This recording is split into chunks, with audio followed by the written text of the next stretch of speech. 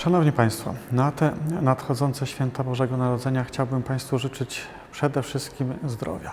No, jak to w szpitalu, my myślimy tu przede wszystkim o zdrowiu, zajmujemy się chorobami, ale życzymy Państwu, żeby Państwo spotykali się z nami tylko z okazji wydarzeń promujących zdrowy styl życia, na biegach, na marszach przy Instytucie, z okazji działań profilaktycznych, żebyśmy się jak najmniej spotykali z powodu problemów zdrowotnych, a jak najwięcej przy okazji wydarzeń promujących zdrowie, promujących profilaktykę. Życzę Państwu spokojnych, zdrowych, rodzinnych świąt, żeby Państwo znaleźli trochę wytchnienia, a na nadchodzący rok samych sukcesów, radości i oczywiście również dużo zdrowia.